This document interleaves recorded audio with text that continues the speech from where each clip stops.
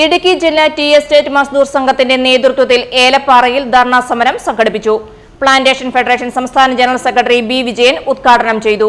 തോട്ടം തൊഴിലാളികളുടെ വിവിധ ആവശ്യങ്ങൾ, ആനുകൂല്യങ്ങൾ എന്നിവ ഉയർത്തിയാണ് ധർണാ സമരം സംഘടിപ്പിച്ചത്. കേരളത്തിലെ തോട്ടം തൊഴിലാളികളുടെ വേതനം പരിഷ്കരിച്ചുകൊണ്ടുള്ള 2023 നോട്ടിഫിക്കേഷന്റെ കാലാവധി 2025 ഡിസംബർ 31 അവസാനിച്ചു. പ്രതിദിന വേതനം 900 രൂപ ആക്കണമെന്നും DA, കമ്പിളി allowance, service weightage, over kilo നിരക്ക് എന്നിവ കാലോചിതമായി വർദ്ധിപ്പിക്കണമെന്നും തോട്ടം തൊഴിലാളികളുടെ ഭവന പദ്ധതി യാഥാർത്ഥ്യമാക്കണമെന്നും അടഞ്ഞുകിടക്കുന്ന തോട്ടങ്ങൾ തുറന്ന് പ്രവർത്തിപ്പിക്കണമെന്നും ആവശ്യപ്പെട്ട് PLC ചെയർമാനും തൊഴിൽ മന്ത്രിക്കും APKയ്ക്കും BMS ഫെഡറേഷൻ നോട്ടീസ് കൊടുത്തിരുന്നു.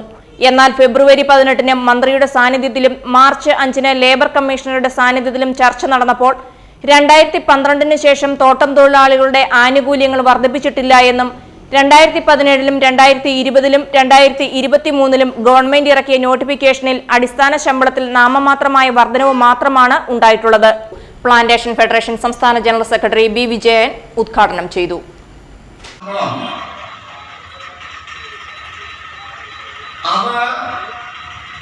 നടപ്പിലാക്കേണ്ടിയിരുന്ന 2021 ജനുവരി 1 മുതൽ നടപ്പിലാക്കേണ്ടിയിരുന്ന ശമ്പള വർധനവ് 1.5 വർഷത്തിന് ശേഷമാണ് ഒരു നോട്ടിഫിക്കേഷനിലൂടെ ചെറിയ വർധനവുണ്ടായി. 41 രൂപയാണ് വർധനവ്. 18 മാസക്കാലം തൊഴിലാളികൾക്ക് ശമ്പളം വർദ്ധിപ്പിച്ചില്ല. 18 വർഷക്കാലം ശമ്പളം വർദ്ധിപ്പിക്കാതെ 18 മാസത്തിന് ശേഷം വർദ്ധിപ്പിച്ചപ്പോ അന്നത്തെ PLC മെമ്പർമാരിൽ BMSന്റെ പ്രതിനിധി ഒഴികെ മറ്റെല്ലാ ട്രേഡ് യൂണിയൻ പ്രതിനിധികളും APKയും മാനേജ്മെന്റ് പ്രതിനിധികളും ചേർന്നൊരു ഒത്തുതീർപ്പുണ്ടാക്കി, ഒരു അഡ്ജസ്റ്റ്മെന്റ് ഉണ്ടാക്കി.